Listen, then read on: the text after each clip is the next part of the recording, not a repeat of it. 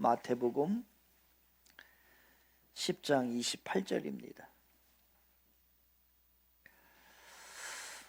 마태복음 10장 28절 우리 같이 화면과 여러분의 성경책을 보시면서 같이 합독합니다. 시작.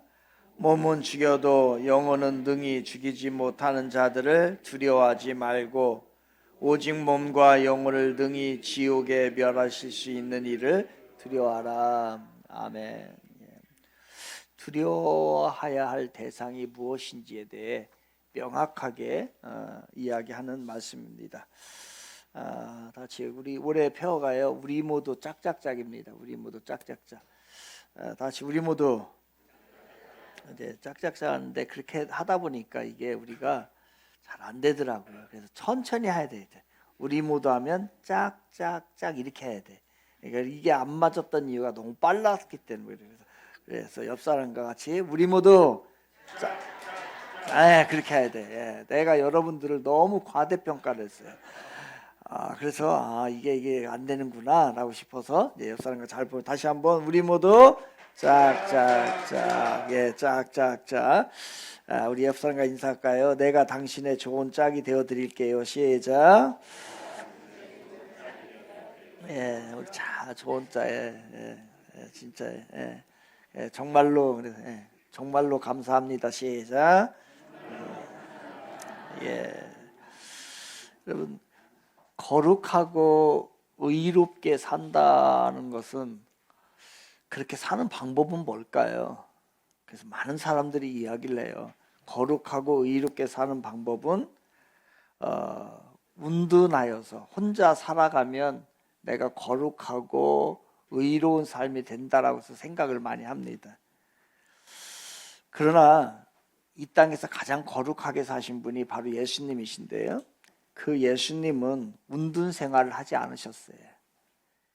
그분은 우리의 모든 문제 가운데에 직접 오셨고 심지어는 하늘에서 이 땅까지 오셨죠. 그래서 인간관계를 맺으신 거예요. 예수님께서. 그래서 인간관계가 없잖아요. 그럼 나 혼자 살고 운동생활 하면은 편할 거예요. 근데 인간관계를 하게 되면 복잡합니다. 그러나 인간관계가 없다면요, 우리는 결코 인내를 배우거나 친절이 뭐거나 그 다음에 희생과 용서가 뭔지를 모르게 되는 거예요. 인간관계를 통해서 우리가 그런 것들을 배워나가는 겁니다. 사람과 안 부딪히면 편하지요. 그러나 사람과 부딪히고 그러다 보면 나의 약점이 나타나게 되고 모난 돌이 정맞는 것처럼 내 자신이 다듬어지는 거예요. 내 자신이 다듬어진다고 하는 것은 성경적인 말로 뭐냐면 우리가 예수님을 닮아간다는 거예요. 그래서 우리의 팔이 몸에서 분리될 수 없잖아요. 그런 것과 같이 우리의 믿음의 사람들은 그 몸에서 분리가 될 수 없어요. 함께 하여야 됩니다. 그러할 때에 제 기능을 제대로 발휘하게 되고 그리고 우리는 함께 관계를 나눔으로 인하여서 성장해 가는 거예요. 그래서 하나님은 교회라고 하는 곳이 여러분에게 때로는 불편함을 주고 때로는 화나는 일도 있고 때로는 여러 가지 성질나는 일들도 있어요. 그런데 그 과정이 뭐라고요? 내가 다듬어지는 과정이에요. 그래서 우리의 삶이 어떻게 되면 우리 모두 짝짝짝 짝을 이루면서 살아가야 돼요. 마치 우리 모두 짝짝짝. 다시 한번 옆 사람 손을 잘 대면서 두 손으로 대도 돼. 손 천천히 하니까 두 손으로 대더라고요. 같이 우리 모두 잘 맞춰서 해요. 우리 다시 한번 옆 사람과 인사할까요? 진짜 사랑합니다. 축복합니다. 시작. 사랑합니다. 축복합니다. 사랑합니다. 축복합니다. 하는데 짝짝짝 하면 어떻게 해요? 사랑합니다. 축복합니다. 옆 사람과 시작. 오늘은 이제 두려워 말고 두려워하라 두 번째 시간이다. 같이 시작. 기독교의 신앙을 가리켜서 특별히 기독교 신앙을 가리켜서 역설의 종교다라고 예를 많이 써요. 역설의 종교다. 역설의 진리죠. 역설의 진리. 그래서 기독교인의 삶이 세상 사람들이 봤을 땐 잘 이해가 안 돼요. 그 바뀌는 과정 가운데 우리가 살아가고 있고 바뀌어야 되는 거예요. 그래서 우리들도 어떠한 인생이냐? 역설의 인생을 살아가는 거예요. 그리스도인은요. 그래서 기독교 신앙의 핵심은 역설인데, 역설은 뭡니까? 인간의 상식과 세상으로 보는 그 눈, 그것으로 봤을 때야 이해가 되지 않는 걸림돌이 있는 게 역설이에요. 이해가 안 돼요. 여러분, 지는 게 이기는 거라는 거예요. 우리는 이기려고 바둥바둥 하는데 성경은 뭐냐면 져라, 그게 이기는 거다. 이 역설이에요. 버려라, 그러면 얻는다는 거예요. 말이 돼요? 우리 이렇게 안 살았는데 이제까지.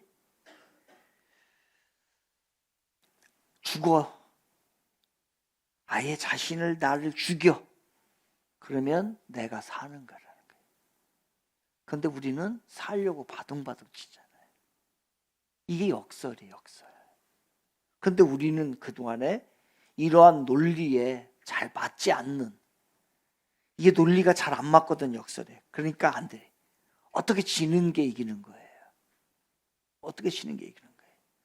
어떻게 버리는 게 어떻게 얻는 거예요. 여러분, 악착같이 얻어야지.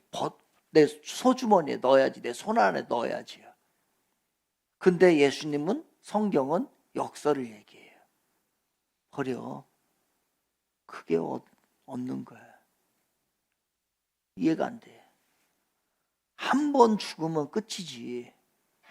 근데 성경은 그렇게 얘기하잖아요. 죽음은 진짜 생명을 얻게 되는 거예요. 이 얘기를 하는 거예요. 그러니까 우리의 신앙은 이 역설을 바탕으로 두고 있어요. 역설을 바탕으로. 그래서 우리가 우리의 신앙에 역설이 해석이 안 되잖아요. 그러면 삶이 이해가 안 되고 설교가 이해가 안 되고 예수님 신앙 안으로 깊이 못 들어가요. 여러분. 인류 역사상 가장 뛰어난 지혜를 가졌던 사람이 누구냐면 솔로몬이잖아요. 그 솔로몬이 전도서에서 역설을 이야기해요. 자기 인생을 지혜롭게 살아본 인생이 이 역설을 이야기하는데 6가지 정도 이야기, 그게 전도서 7장 1절에서 6절 이렇게 나와요. 대략적으로 제가 띄엄띄엄 읽어드릴게요. 명예가 값비싼 향유보다 더 낫고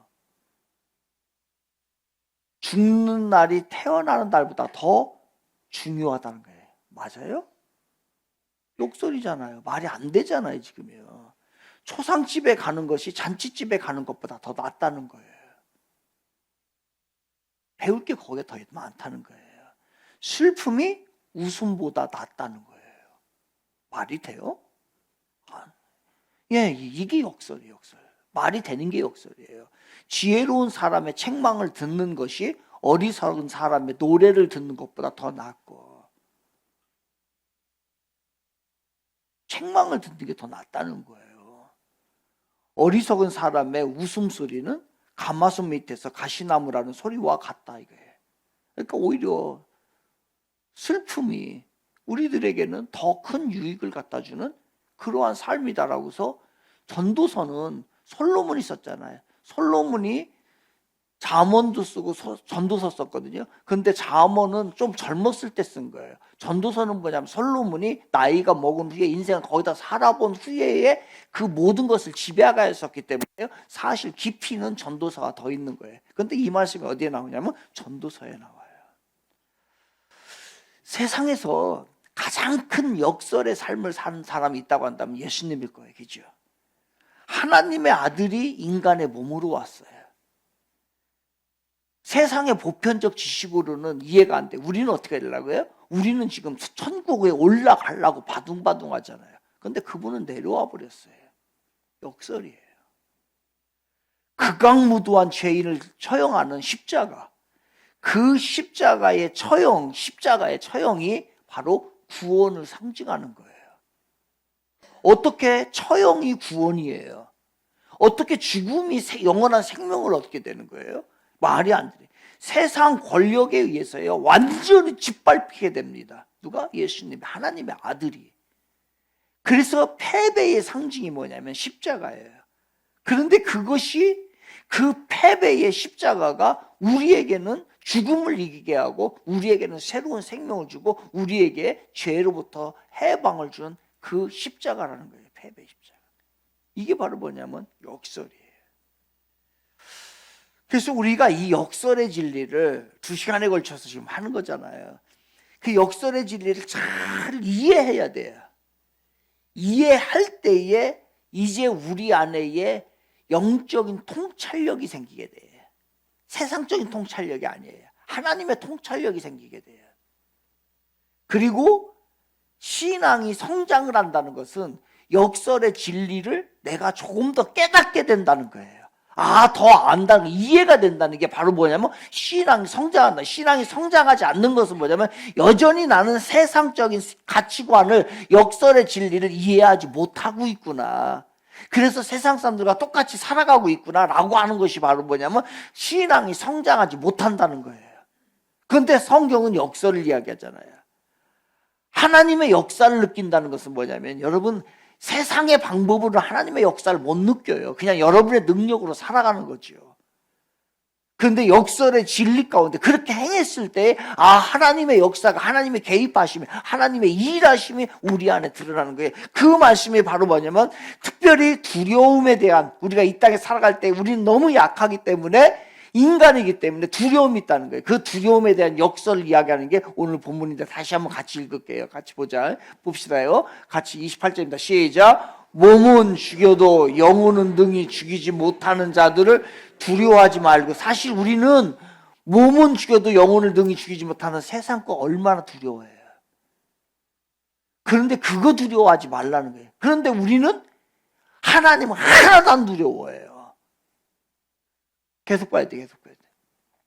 같이 오직 시작. 오직 몸과 영혼을 능히 지옥에 멸하실 수 있는 이를 두려워하라. 여러분, 우리 지금 역설이잖아요. 우리는 세상에 힘 있는 거, 큰 거, 무서운 거, 권력 있는 거, 여기 얼마나 벌벌 떨고요. 그것 때문에 오늘도 우리는요 자신감이 없이 당당하게 못 살아요. 하나님 앞에 못 나와요. 왜? 세상 것 지금 얻어야 되기 때문에. 그런데 그렇게 하지 말라는 거예요. 세상은 역설이에요. 역설을 이야기합니다. 그래서 두려워 말고, 세상 것을 두려워 말고 진짜 하나님을 두려워하라. 그래서 설교 제목이 두려워 말고 두려워하라. 다 같이 시작. 두려워 말고 두려워하라. 이 얘기를 하는 거예요. 두려움으로부터 승리한 사람이 있어요, 성경에. 그 사람이 누구냐? 많이 성경에 나오지만 특별히 구약의 인물 중에 다니엘과 그 세 친구들은요 두려움으로부터 승리를 했던 사람입니다. 참 멋있는 친구들이에요. 다니엘은 읽으면 읽을수록, 접하면 접할수록 진짜 멋있는 젊은이들이에요. 그것도 젊은 아이들이 한 18살 먹었을까? 그런 친구들이요 세상 두려워하지 않아요. 느부갓네살 왕의 그 꿈 소동이 일어나잖아요. 꿈을 꿈을 건데 뭔 뜻인지 알 수가 없는 거예요. 그때에 다니엘은요 그거 해석해 주겠다는 거예요. 그 뭐 알고서 해석해 주겠다는 건 아니었어요. 그만큼 세상의 권력 앞에, 세상 것 앞에 절대로 그 젊은이들이 두려워하지 않아요. 두려워하지 않는 정도가 아니라, 내가 그 꿈을 해석해 줄게요. 그럼 이거 보게 되면요 일개 노예예요. 노예. 이 노예라고 하는 소년이 그 당시 최고의 바벨론의 그 왕, 바벨론이라는 나라의 왕의 꿈이 무슨 내용인지 알지도 못하는데 답을 줄 수 있다라고 자기가 얘기해요. 만약에 꿈을 해모하지 못하면, 그것을 해석하지 못하면 그 당시에 즉사 거기에서 죽는 거예요. 그러니까 죽음을 내놓고서 얘기를 한 거예요. 그러면 뭐예요 이게 지금? 다니엘 지금 허풍 치는 거예요? 자기가 알지 못하는데 허풍 치는 거예요? 허경영이에요? 그 당시 허경영이가 다니엘이에요? 아니란 말이에요. 결코 그게 아니에요. 그 믿는 구석이 있었기 때문에 그래요. 믿는 구석이 있었기 때문에 담대한 거예요. 그러니까 내가 꿈 해석해 줄게. 왜요? 그가 믿는 것은 뭐냐면요, 열린 하늘이에요. 하늘이 열리면, 하나님이 하시면 모든 일이 해결된다는 것을 믿었기 때문에 다니엘은 허풍 떠는 게 아니라 그 열린 하늘을 바라본 거예요. 하늘이 열리면 해결됩니다. 여러분의 지금의 답답한 문제도 하늘이 열리면 해결이 되는 거예요. 하늘이 안 열려서 그래요. 아직 하늘이 열리면 해결된다. 시작. 그때는 우리도 당당한 거예요. 우리도 멋있는 삶을 사는 거예요. 하늘이 열리기 바랍니다. 우리 청지기 교회도 하늘이 열리길 바랍니다. 여러분의 오늘날의 삶도, 문제들도 반드시 하늘이 열려서 하나님의 살아계신 그 하나님이 여러분의 삶 가운데 앞서 행하시고 앞서 일하시기를 주님의 이름으로 축원을 드리겠습니다. 닫혀 있으니까, 이게 안 열리니까 답답한 거예요. 될 듯 하면서도 안 되는 거예요. 안 돼요. 하늘이 안 열리면 절대로 안 돼요. 마음 하나 못 움직이고요, 세상 일이 안 되는 거예요, 이게. 근데 그 답답하던 문제가 하늘이 열리게 되기 시작하고 거기에 빛이 이제 보이기 시작하고 하나님의 역사가 일어나기 시작하면요, 인생 달라집니다. 다니엘이 그랬던 거예요. 지금 일개 노예잖아, 노예. 노예인데 그거는 그 다니엘의 생애 가운데, 그 다니엘과 세 친구 가운데 다른 거 하나도 없어요. 하늘이 활짝 열렸어요. 그래서 다니엘 2장 17에서 18 화면 나오나요? 우리 같이 시작. 이에 다니엘이 자기 집으로 돌아가서 그 친구 하나냐와 미사엘과 아사라에게 그 일을 알리고 하늘에 계신 하나님이 이 은밀한 일에 대하여 불쌍히 여기사, 하늘문이 열린 거예요. 그죠? 같이 계속 시작. 다니엘과 친구들이 바벨론의 다른 지혜자들과 함께 죽임을 당하지 않게 하시기를 그들로 하여금 구하게 하니라. 아멘. 열린 하늘이 있음을 믿기에 그는, 그 어린애가 동요치 않아요. 야, 이게 하늘을 믿는, 하늘에 대한 확신을 가진 자의 멋있는 삶이에요.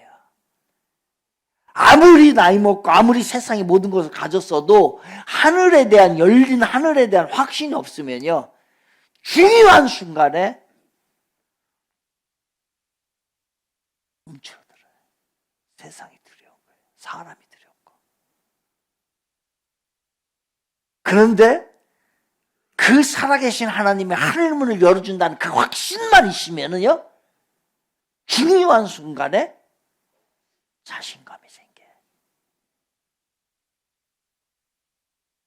문제 없는 사람 없어요? 문제는 뭐냐면 하늘이 열리느냐 안 열리느냐. 하늘이 열리기 때문에 배짱이 있는 거예요. 세상의 두려움 앞에 배짱이 있는 거예요. 하늘을 두려워하는 사람은 세상이 안 두려워요. 우리는 자그마한 거 잃어버리고 자그마한 문제가 막 흔들리면 거기에 벌벌벌벌 떠는 것이 우리의 모습일지 모르겠어요. 왜? 세상을 두려워하니까. 그런데 그거 아무것도 아니에요, 진짜. 하나님을 경외하기 바랍니다. 그러면 정직할 수 있고 담대할 수 있고 비겁하지 않을 수 있어요. 세상에 비겁한 사람은 세상을 두려워하고 하늘을 두려워하지 않지요. 요즘 얼마나 사람들이 사람을 두려워하고 세상을 두려워해요. 요즘에 보잖아요. 정치를 보면 권력자들이 지금 공천 앞에 벌벌 떨고 있어요. 공천 하나 받으려고. 제대로 말도 못하고 제대로 용기 있게 하지도 못하고 지금 그냥 다 떨어. 대통령부터 지금 막 300명의 국회의원이 지금 벌벌 다 떨고 있어요. 하나님을 두려워야 되는데 세상이 두렵기 때문에 어떻게 보면 한심도 하고 어떻게 보면 그게 세상인가라는 생각도 하고 진짜 용감한 사람은 세상을 두려워하지 않아요. 진짜 두려워할 존재인 하나님을 두려워요. 이걸 우리는 경외라고 하는 거예요. 경외. 하나님을 경외한다. 경외는 두려운데 뭐를 두려워하는 거예요? 하나님을 두려워하는 거예요. 하나님을 경외하지 않는 것은 세상의 눈치를 보는 거예요. 봐요. 여러분이 뭐를 두려워하는가? 하나님의 뜻에서 벗어났는데 내가 그 하나님을 그렇게 뜻대로 살지 못한 것에 대해서 내가 참 하나님을 두려워하며 사는가? 그거 다 무시하며 사는 거야. 그런데 세상 사람들이 하는 일, 세상에 조금만 큰 소리 치고 세상에 조금만 높은 자리에 있는 사람 앞에서 좀 비굴하지 않은가? 우리 그리스도인들 그런 사람이 아니에요. 그래서 오늘 본문 다시 볼게요. 참 이 기가 막힌 말이에요. 같이 시작. 몸은 죽여도 영혼은 능히 죽이지 못하는 일을 두려워하지 말고 오직 몸과 영혼을 능히 지옥에 멸하실 수 있는 일을 두려워하라. 세상 사람들 두려워하지 말고 하나님을 경외하라. 여러분 다니엘 얘기하니까 우리는 성경 얘기를 잘 안 믿어요. 그죠?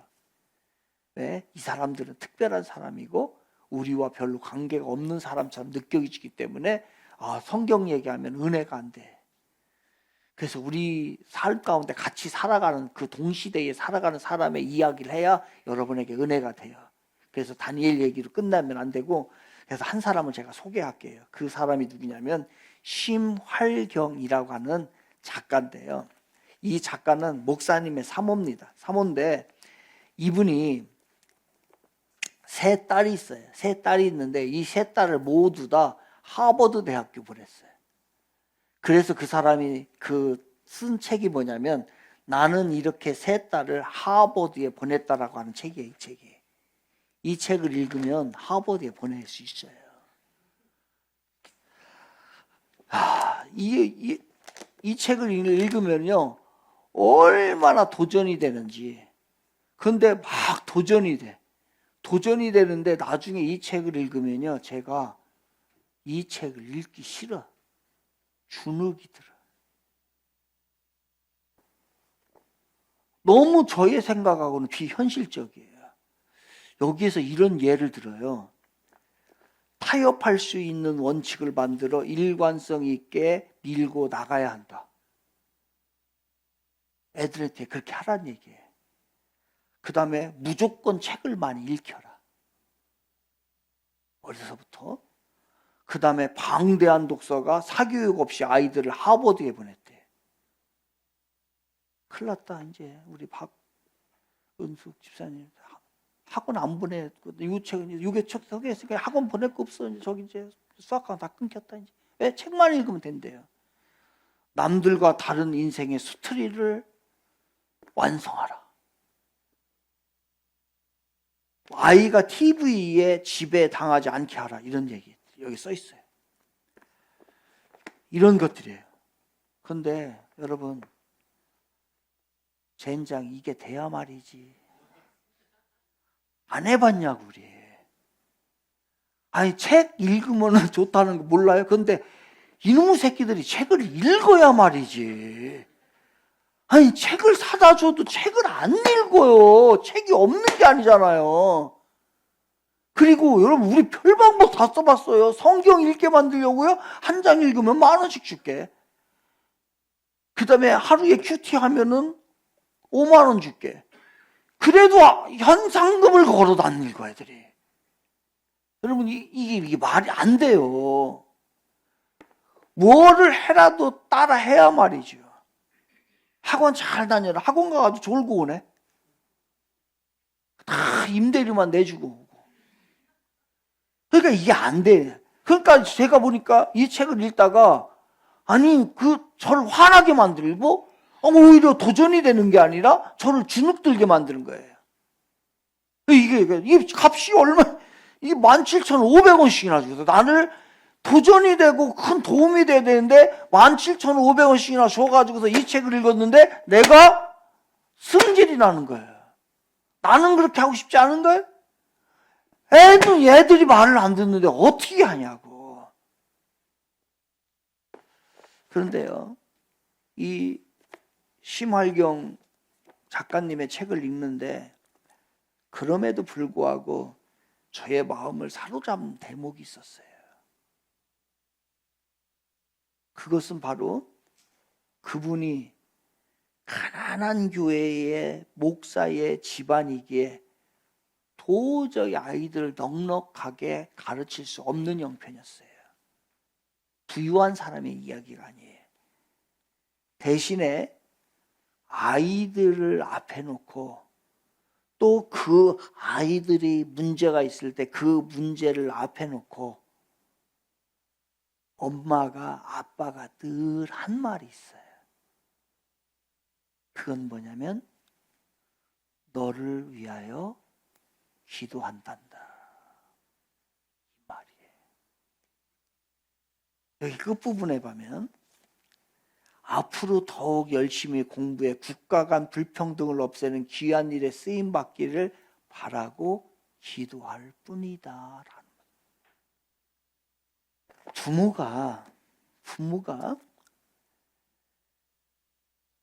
부모로서 자녀들이 해야 될 교육을 지혜로움을 다 하는 거 중요하죠. 그런데 궁극적으로 하나님이 하셔야 하는 일들이 이루어지게 되고 하나님이 열린 하늘문을 열어놓으셔야 그 인생이 풀리기 시작한다는 거예요. 그거를 위해서 우리가 할 수 있는 일, 책 죽어도 안 읽는 놈한테 이거 100번 읽어도 안 돼요. 그런데 우리가 할 수 있는 게 있잖아요.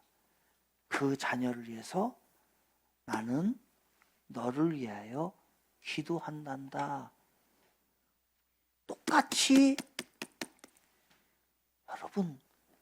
여러분 닮아서 머리 나쁠 때 어떻게 하고도 보내? 못 보내. 그러나 우리는 그 자녀들이 잘 될 수 있도록 하나님의 역사가 일어날 수 있도록 뭘 할 수 있다고요? 기도할 수 있잖아요. 그게 17,500원어치의 값어치를 하게 만들고 저에게 도전을 주고 이 책에 가치가 있는 거예요. 처음에는 너무 식상한 간증인 것처럼 느껴졌지만 곰곰이 곱씹어 보니까 참 기가 막힌 이야기예요. 이거는 하나님이 이 자녀들을 키운 거예요. 부모는 뭐 할 뿐이고요? 기도할 뿐이고. 그러니 열린 하늘이 있음에 감사하는 거예요. 하나님을 전적으로 더 신뢰하고 의지하고 경외하면 되는 것입니다. 다니엘과 이 심활경 사모님처럼 이분들은 반듯했죠. 그 반듯하게 신앙의 모습으로 서서 열린 문으로 나아간 거예요. 박수 받기에, 칭찬을 받기에 마땅한 분들입니다. 그러나 저같이 박수 받지 못하고 이 사람들처럼 그렇게 훌륭한 다니엘과 심할경 사모님처럼 훌륭하지 못하다 할지라도, 그렇게 부족하다 할지라도 열린 문이 닫혀 있는 것은 아니라는 거예요. 모든 사람에게, 저같이 실수하고 넘어지고 시행착오를 하는 사람에게도 하나님께서는 여전히 열린 하늘문을 열어주신다는 것입니다. 그것이 우리를 오늘 다시 힘을 얻게 하는 거예요. 반듯한 사람에게만 하늘문이 열리고 그렇지 않은 사람에게는 하늘문을 닫겠다 이 얘기가 아니라는 얘기예요. 그분을 진짜 경외하고 두려워하는 사람들에게는 하늘문을 진짜 열어주겠다는 거예요. 그러니 우리의 자녀를 하버드의 장학생으로 보내지 못한다 할지라도, 그러나 다니엘처럼 이 심할경 사모님처럼 기도를 한다고 한다면 최소한 우리의 자녀들이 시시한 인생으로는 살지 않을 것이고 삼류 인생으로는 살지 않을 것입니다. 꼭 하버드에 보내야 되는 건 아니잖아요. 최소한 땅의 인생으로 마무리하진 않을 것이고 물질의 인생으로, 육신의 인생으로 마무리하지 않을 것이고 그 주어진 환경 속에서 그래도 하나님의 사람으로 훌륭하게 자랄 줄 믿습니다. 이것이 오늘 우리가 자녀들을 위해서 기도할 수 있는 부모가 되는 것이에요. 그래서 사도 요한은 요한계시록에서 세상을 두려워하지 않고 하나님을 두려워하는 자들에게 뭐가 준비되어 있다고 했어요? 천상의 자리가 준비되어 있다고 했잖아요. 그래서 그 보좌가 있다는 것이에요. 그 보좌가 있다는 것을 보고서 사도 요한은 거기에 너무너무 은혜가 되고 위로가 되는 거예요. 이 땅이 그 당시에 정말로 교회가 어떤 상황 가운데 있어요? 성도들이 칼부림 앞에 놓여 있는 거예요. 칼바람이 불고 있는 거예요. 그런 가운데서도 어떻게 되든 간에 그 이후에는 하나님께서 우리들을 향하여서, 그 하나님의 백성들을 향해서, 하나님을 경외한 자들에게서, 세상을 두려워하지 않고 하나님을 경외한 자들을 위해서 천상의 보좌가 준비되어 있다는 것에 사도 요한이 그것을 보고 난 후에 너무너무 감격했고요. 그 모든 어려움들을, 두려움의 대상들을 다 물리칠 수 있고 우리에게 그 말씀을 써가지고서 우리에게 보여주고 있는 것이 요한계시록이잖아요. 특히 4장. 세상의 보좌를 무력화시킬 수 있는 것은 하늘의 보좌입니다. 하늘의 보좌의 통치권 아래에 있어야 세상의 보좌를 이길 수 있습니다. 그래서 그 하나님을 경외하는 자들에게 하나님이 이렇게 약속을 해요. 4장 이전에 3장에서 천상의 4장에서 천상의 보좌를 보여주면서 약속은 이미 해놨어요. 하나님이. 그것을 이기는 자들에게는, 그래서 3장 27절 요한계시록 3장 24절 시작. 이기는 그에게는 내가 내 보좌에 함께 앉게 하여 주기를, 내가 이기고 아버지 보좌에 함께 앉을 것 같이 하리라. 그러니까 하리라, 앞으로 이루어지진 않은 거예요. 그러니까 하나님을 경외하고 세상을 두려워하지 않고 하나님을 경외한 자들에게는 그 이기는 자라고 표현했어요. 그 자들에게는 보좌를 준비해 놓았다라고서 얘기를 하는 거예요. 그런데 그것이 지금 약속이에요. 성취가 아직 안 됐어요. 약속이에요. 그리고 나서 4장을 가잖아요. 4장을 가고 그 4장 4절에서 뭐라고 얘기를 하냐면, 같이 읽겠습니다. 시작. 또 보좌에 둘려 24 보좌들이 있고 그 보좌들 위에 24 장로들이 흰옷을 입고 머리에 금관을 쓰고 뭐였다고요? 앉았더라. 이미 성취된 것을 보여주는 거 이제요. 여기서 24 장로들은요, 우리 백성들을 얘기합니다. 상징을 얘기하는 거예요. 상징을, 대표성을 가지고서 이야기를 하는 거예요. 그러니까 그것이, 그 보좌가 약속이 되어 있고, 그러면서 그 하나님을 경외하고 두려워, 세상을 두려워하지 않는 삶을 사는 사람들에게 약속을 했다가 그것이 4장 4절에 가서 성취되는 것을 우리에게 보여주고, 우리의 운명이, 앞으로 되어질 운명이 어떤 어떤 것인가를 보여주는 거예요. 우리 모두는요, 사랑하는 여러분, 우리 모두는요 시시한 사람들 아니에요. 하나님의 보좌에 앉을 사람들입니다. 우리 믿으면 아멘 합시다. 그게 우리의 소망이에요. 거기에 앉을 자리에 앉을 사람들이 시시하게 세상 것에 두려워하고 떨고 믿음 생활 버리고 믿음 생활 시원찮게 하고 그렇게 하겠냐고요. 성취가 안 돼요. 그러나 그 모든 것을 이기는 자들에게는 그 자리가 성취가 된다는 거예요. 이 은혜를 주는 거예요. 자, 그렇다면 우리를 향한 메시지는 분명해졌어요. 세상 보좌를 무력화시킬 수 있는 하늘 보좌가 있고 그 하늘 보좌에 우리가 앉게 될 사람들이라면 우리는 세상이나 세상 보좌로 인하여서 오는 두려움에 떨고 살아가야 할 존재가 아니라는 거예요.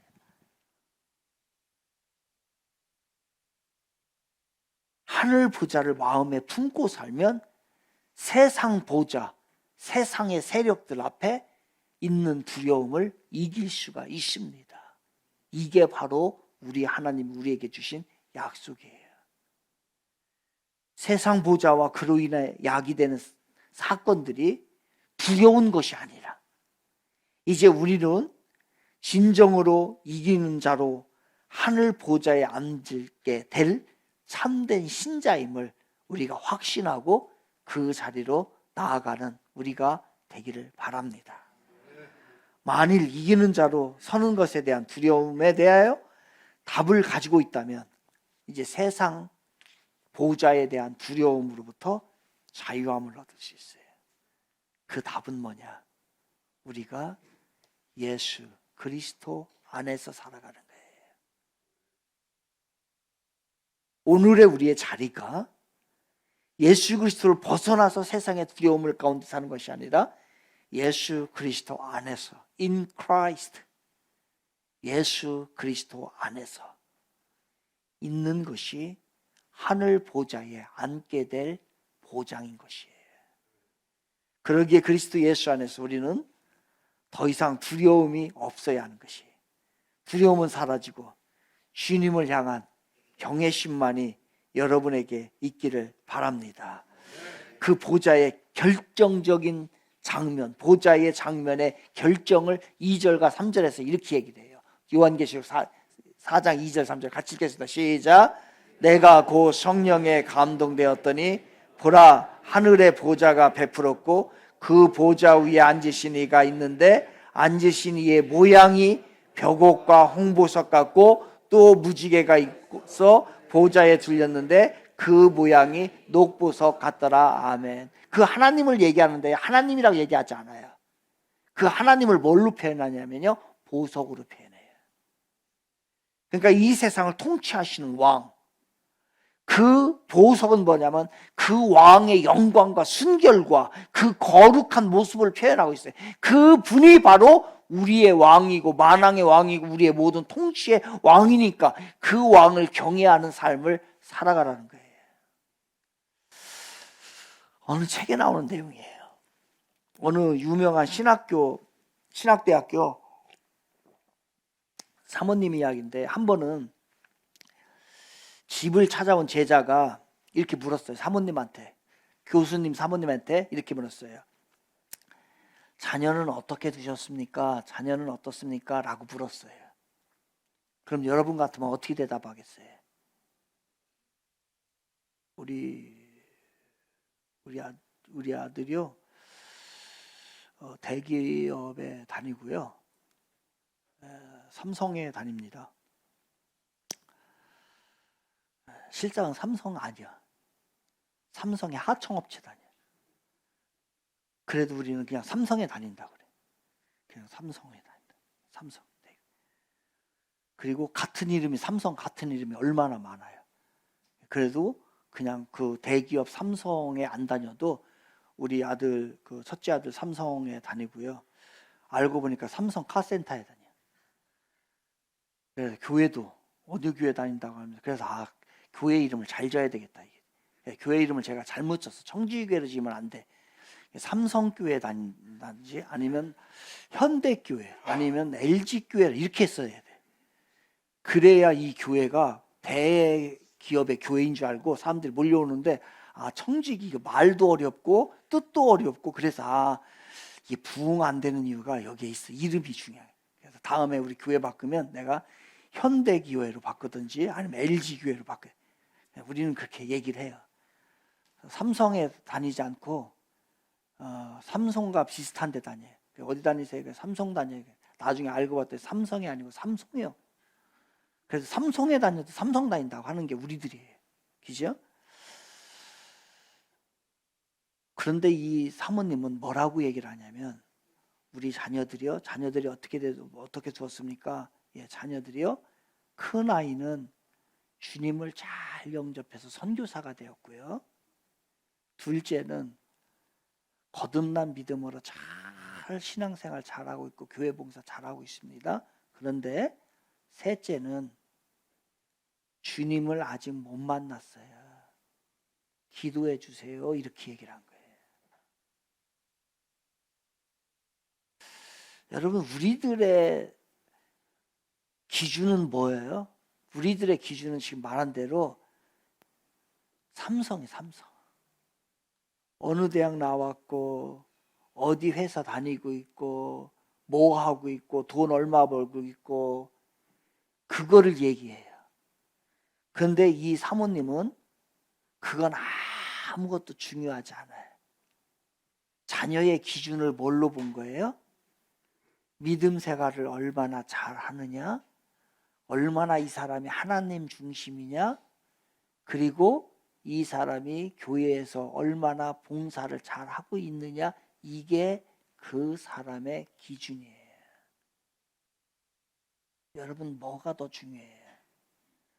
누군가가 여러분의 자녀를 어떻게 두셨습니까? 라고 하면 어느 교회 다니고요, 그 교회에서 뭐를 맡고요, 뭐 일을 하고요, 이렇게 얘기하겠어요? 아니요. 삼성 다녀도 삼성 다닌다고 그래요. 삼성의 하청업체 다녀도 그냥 마치 삼성의 대기업 다니는 것처럼 이야기하고 싶은 게 우리란 말이에요. 왜? 우리들의 삶이 하나님 중심이 아니기 때문에 그래요. 어디라도 다른 사람보다도 조금 더 좋은 대학교 가면 그거 알리고 싶어서, 조금이라도 진급이 빠르고 회사가 좋은데 하면 그 얘기하지. 여러분은 자녀가 어떻게 믿음 생활하고 있습니다, 어떻게 살고 있습니다, 어떻게 반듯하게 살고 있습니다, 이거를 얘기를 하지. 아무것도 관심이 없어요. 왜? 우리의 삶이 하나님 중심이 아니기 때문에 그래요. 근데 그 사모님은 그렇게 한 거예요. 신앙인 뭘까? 하나님이 원하시는 걸까? 신앙의 싸움은 어떻게 해야 될까? 이러한 가치관과 계속해서 싸워나가는 거예요. 바뀌길 바랍니다. 신사참배를 했던 시기가 있어요. 그때에 우리나라의 마지막으로 신사참배를 거부했던 증인자가 한 사람이 남아 있었는데 그 사람이 누구냐면 조수옥이라고 하는 전도사님이에요. 그때 이제 돌아가시기 마지막 2002년에 이분이 돌아가셨는데 2002년에 요게 그분이 녹취를 해서 책을 낸 것이 요 책이에요. 그래서 신사참배를 거부한 그리스도인 하면서 여기에서는 조수옥 씨는 신사참배를 거부하다 투옥된 한국 기독교 신자 중 한 사람으로 현재 살아있는 유일한 증인이다. 이 증인이 유일한 증인이 누구냐면 조수옥 이 전도사님인데 이분도 돌아가셨어요. 그것에 대해서 여기다가 써놓은 거예요. 이분이요, 삼천포 교회의 여자 전도사로 심부를 합니다.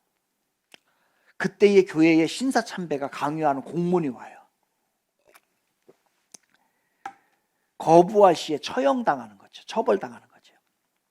그래서 참 마음 아픈 역사가 우리나라 가운데서, 그게 1938년이에요. 27회 그래서 장로교와 감리교 총회에서요 신사참배를 하자라고 가결을 해버려요. 우리나라가. 그게 1938년에 여러분, 여러분이 다니는 교회, 청지기 교회는 침례교단에 속합니다. 그때에 가결했던 교단이 어디냐면 장로교회와 감리교회예요. 그런데 침례교회, 여러분 자부심을 가져도 돼요. 유일하게 신사참배를 안 했던 교단이 침례교단이에요. 우리가 속한. 거부하다가, 신사참배를 거부하다가 교단이 강제로 전부 다요. 전부 다 폐쇄될 뻔했어요. 그래서 1942년 6월에서 9월 사이에 신사참배를 거부하다가 침례교회의 그 지도자 32명이요 투옥이 되는 사건이 일어났어요. 그리고 1944년에 그래서 일본에서는 이제 신사참배를 안 한다는 이유로 교단을 전부 다 해체시켜 버리려고 했어요. 침례교단을. 그리고 교회의 모든 재산을 다 몰수해 버립니다. 그래서 더 약해졌을지도 몰라요. 큰 교단이 안 됐을지도. 그리고 교회 지도자들, 교인들 그때에 엄청나게 투옥을 당해요. 그럼에도 불구하고 우리 침례교단은 저기를 안 해요. 신사참배를 안 합니다. 그런데 1938년에 장로교회, 감리교회 총회에서는 신사참배를 하기로 했어요. 그런데 이 조수 이분은 거기에 동조할 수 없는 거예요. 신사참배를 거부해버려요. 그러면 위협이 찾아와요. 그래서 조수 그 전도사님은 그 위협 앞에 흔들려요. 죽음 앞이니까. 그래서 이렇게 이제 자기가 이제 고백을 하는 거예요. 나는 여자이고요. 나 목사도 아니고 나 전도사이고요. 그 전도사 불가고 내가 이렇게 버텨야 될 이유가 있을까요, 하나님? 과연 나는 끝까지 참배, 그 신사참배를 거부하고 온갖 고통을 참을 수 있을까요? 내 여자의 몸으로서? 내가 그런 능력이 하나님 나요? 없습니다. 라고 하면서 내적 갈등을요, 이 조숙 이분이 내적 갈등을 계속 일으켜요. 왜냐하면 살고 싶으니까. 거기에 그냥 제압을 당하고 싶으니까. 못 견딜 것 같으니까. 그런데 그래서 기도를 합니다. 하나님 앞에. 하나님 앞에 간절히 기도했더니 두려움이 더 몰려와. 더 몰려와서 견딜 수가 없는 거예요. 그래서 결국은 이 조숙 이 전사님이 어디로 가냐면 산기도로 가게 돼요. 산기도로 가가지고 거기에서 자기도 갈등이 있죠. 왜냐하면 여기 죽을 수도 없고 그 다음에 이게 신사참배 할 수도 없고 이런 상황이니까 그 갈등 가운데 며칠 동안에 산에 가가지고서 하나님 앞에, 하나님이 이 두려움을 위해서 하나님 앞에 간절히 기도하는데요, 어느 순간에 그 두려움이 싹 사라져요. 그리고 나서 하나님께서 그때에 그 전도사님에게 주신 말씀이 뭐냐면 이사야 43장 1절이에요. 같이 시작. 너는 두려워하지 말라. 내가 너를 구속하였고 내가 너를 지명하여 불렀나니 너는 내 것이라. 이 말씀이 명확하게 주십니다.